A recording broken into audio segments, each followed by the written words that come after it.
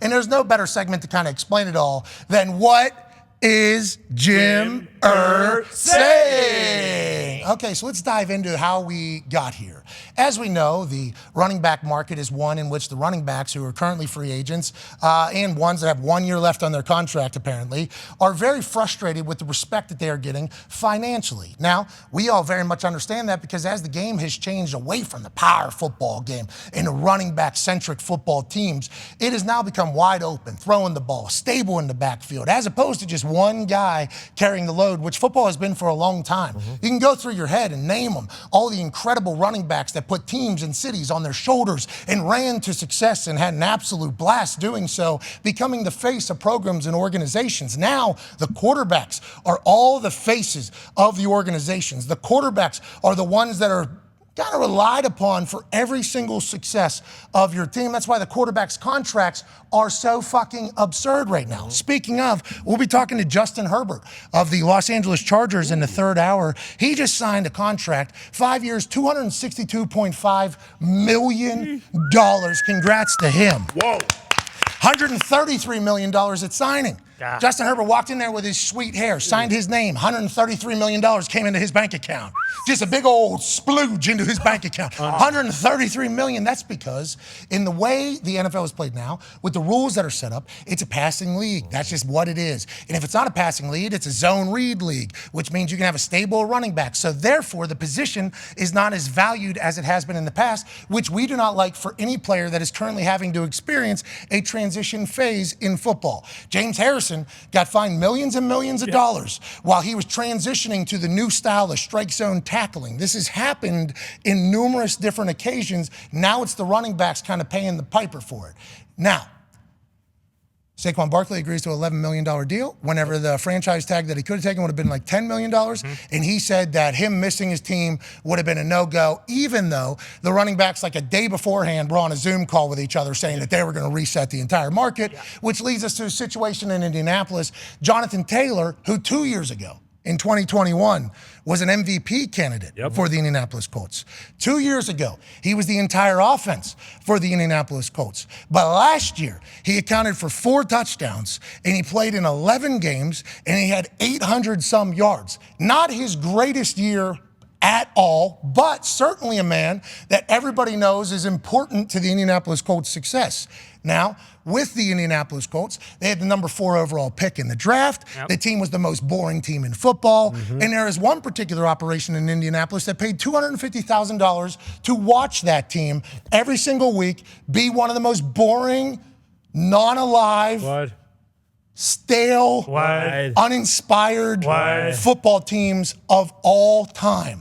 So hearing that Jonathan Taylor is mad alongside Saquon, Josh Jacobs, Austin Eckler, and Najee Harris, apparently, I, as an Indianapolis Colts fan, immediate reaction was like, now's not the time, JT.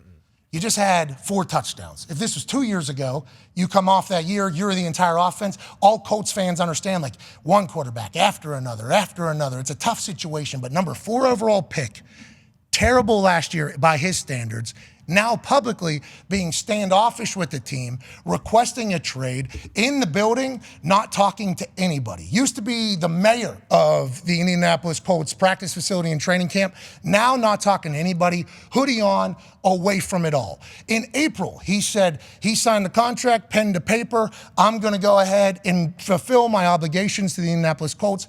I'm thankful to be here.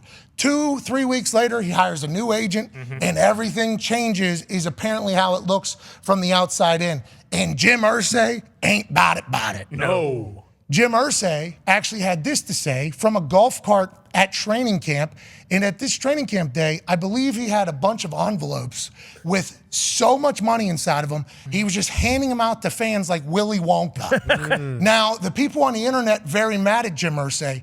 Colts fans love Jim Irsay. So it's an interesting development, but here's what Jim Irsay had to say about the whole situation regarding Jonathan Taylor. I mean, if I die tonight and Jonathan Taylor's out of the league, no one's gonna miss us. The league goes on. I mean, we know that. The National Football rolls on. It doesn't matter, who comes and who goes. And it's a privilege to be part of it. And now's the time, for us to do our work. Now's the time as an organization, and players that are 24, 25 years old. Now's the time to seize the moment of greatness, and look at both Jonathan and Quentin Nelson. I don't mind saying it. They're two guys that have a legitimate chance of making the Hall of Fame. But there's a long way to go to get to that. Long way to go, brother. So what is Jim Irsay? So I think what he was saying there, although, whenever he says, if I die and Jonathan Taylor's out of the league, it's a little bit of a different delivery. What he's saying is long after I'm dead, and long after Jonathan Taylor is out of the league, the NFL will go on. Yep. The NFL does not care about me. The NFL care about me a little bit more than they care about Jonathan Taylor, obviously. Right. But what is Jim Irsay saying? He's saying, like, hey, Jonathan, you're lucky to be here, pal. And when you're not here, the NFL will still be great. I don't love it that Jim is saying this. I also don't love the tweet that Jim put out that was about the NFL market as a whole, but I think I understand why Jim Irsay was doing it from his perspective. Here's the tweet that Jim Irsay had. NFL running back situation. We have negotiated a CBA that took years of effort and hard work and compromise and good faith by both sides. To say now that a specific player category wants another negotiation after the fact is inappropriate, okay? Some agents are selling bad faith. So there's him kind of trying to take a shot at some of these agents, and this was coming immediately after the running backs were having that FaceTime Zoom call to kind of get on board with each other. And you've heard a lot of ex-players come out and say, you need to get rid of the franchise tag, you need to do this, you need to do that. And Jim Irsay is actually in the position that where he stands. He told us that at the last owners meeting, there was somebody that said, hey, Jim, look at this picture. And in this picture was Jim Irsay's first owners meeting. And the guy told him, nobody else in that picture is around anymore. So Jim looked at that and Jim said, holy fuck, I'm the father of the NFL now. Yeah. Okay? Yeah. I am the longest tenured owner in the NFL now. And then also in that interview with us, he said he was telling the other owners, this is our league. This ain't their league. It ain't Roger Goodell's league. This ain't any of the, it is our league. Back in the day, George Halas used to say, bam, bam, bam. He said, this is our league. We own it, we run it. That's what he told us. Yeah. Immediately after telling us that he's the longest tenured owner in the NFL. Jim Irsay feels as if he is the spokesperson for the NFL, I believe, at this stage of life. Not saying it's right. I'm just telling you what the fuck Jim Irsay thinks in Jim Irsay's mind. And with that picture and him being around in the voting of every other owner into that room he has been a part of, he is going to be very confident with that. He's the one that got Dan Snyder conversation expedited quicker. Yeah. Came out publicly. So, yep, brother. Get him out. Yep, brother. And everybody's like, Jim, we love Jim Irsay. Commanders fans, I think PFT is actually buying 2 season tickets to the Indianapolis Colts from Pardon My Take in the middle of their grit week. Can't wait to see that. But PFT said he's buying season tickets because Jim Irsay expedited the process of the Dan Snyder outing. So whenever Jim Irsay puts that tweet up about the running back market, I don't believe this is about Jonathan Taylor specifically in Jim Irsay's mind. I think Jim Irsay speaking as the voice of the NFL owners, pretty much. As the voice of the NFL, hey, we're not doing this anymore. Now, what I would say to that is, Jim, just fucking text Woody Johnson, who's not in the middle of a running back contract situation that is happening that you were referring to. Have somebody else say that, not you. So I think Jim in the wrong, voicing publicly his thing. I don't think this is good.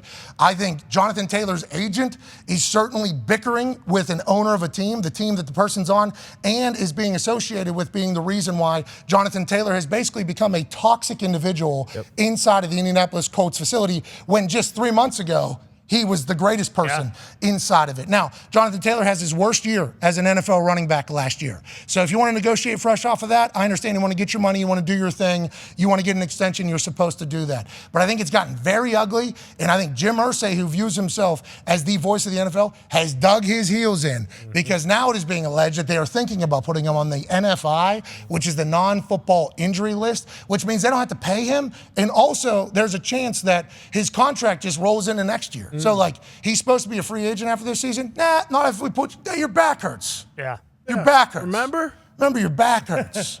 Put you on NFI, we don't have to pay you, and this doesn't count as an actual year, so your contract's just next year. So if your agent wants to come ahead and Sounds good to me. We can do that. Now, he's requested a trade formally. Jim Irsay's come out and said, we're not trading him. There's been a lot of threats at high levels. Seems like Jonathan Taylor's a new person. He wants his money. I hope everybody gets paid. But it's ugly, and from what I'm hearing, doesn't seem like it's anywhere near being resolved, which is not good whenever you have a rookie quarterback who's a fucking guy. Yes. I got a chance to go see him up at training camp. This dude is a dude. Everybody in the building loves him. Everybody. Equipment room, training room. You didn't really hear them talking much about the last couple quarterbacks. Now, you heard other people talking publicly, but this is the first time I've heard from the entire building, this is a fucking guy. Works hard, he's quiet. I was actually there for this particular throw. I was standing with Chris Ballard. It was like play 3 of the team period, 55 yards, crossbody, flick of the wrist. Alec Pierce is a dog too, by the way. Here we go. We forget about him, but I literally punched Chris Ballard with my left hand as this ball is in the sky,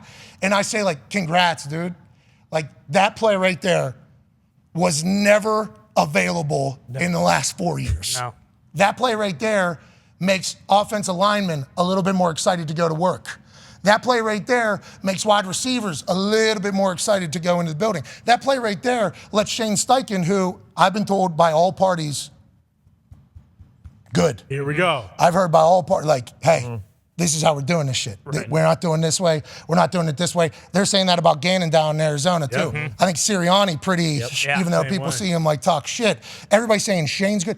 Everybody's seeing what Anthony Richardson's able to do on defense and on offense, and they're pumped about it. Jonathan Taylor's the only guy that isn't kind of on board. Shane Steichen said he's not healthy. When he's healthy, he'll play football, but it's a fucking ugly situation over there, and I have no idea how it ends. But I wish that Jim would say less right now. Yeah. And I think everybody is kind of in that same opinion. Yeah, and it does suck for running backs. Like, they do get their production used against them in contract talks. There's no doubting that. But with Jim Irsay, like, the players love him too. I feel like there's kind of been He's paid everybody. Yeah, there's been some narrative because of this stuff that, like, Irsay isn't a good players owner because of what's happening with Jonathan Taylor, and that's just not the case. I mean, you've talked about it, and a bunch of players who have played for Paid Jim Andrew Irsay. Luck $26 million. Yeah. After he retired. And this isn't, I think this guy should be saying less. Right, Okay? exactly. I want to let you know that. But this guy feels like he is saying what everybody in the NFL owners room is thinking. He is taking that upon himself. This is our league. He actually said it on this show. So, like, I believe, personally, you think about his relationship with Edge, Edgerrin James. You think about his relationship with Reggie. Like, Reggie will have a job forever. Peyton, if he ever wanted to do anything ever with Jim Irsay, he would do it. If I, and I'm a punter, if I ever needed anything at all, Jim Irsay would fucking like that. Vinny? To the Vinatieri, same exact way. Anybody that has ever done anything for the Colts, you go all the way back. He's bringing old motherfuckers back and give them cars and shit. Like, taking care. Harbaugh's in the Ring of Honor. Yeah, I mean, Jeff Saturday was a head coach in the NFL. That's what I'm saying. Like Jim Irsay, if you do stuff for the Colts, which Jonathan Taylor certainly has. Yes. Certainly. 2 years ago, he was our offense. 1,800 yards, 18 touchdowns, I think. Last year, 4 touchdowns, 800 yards. I mean, that's not great. But I think Jim's biggest issue, and if you think about where he is now in his life, I think he's re-energized too because his grandkids, I think he knows he's the oldest owner. Like, the agent publicly, you know, like, Jim should not have said the running back thing while he's in the middle of the running back thing. Right. Like, that's just bad business, I think, personally. Even if you think you're the voice of the NFL, like, have somebody else say it. I don't think you should be the one. Now, what he said, though, coming from the owners, like, makes sense. yeah, like, that's how they probably, like, yeah, we negotiated. If you want to get us in like 5 years, whenever this next one's up, cool. But right now, we set this back 10 years.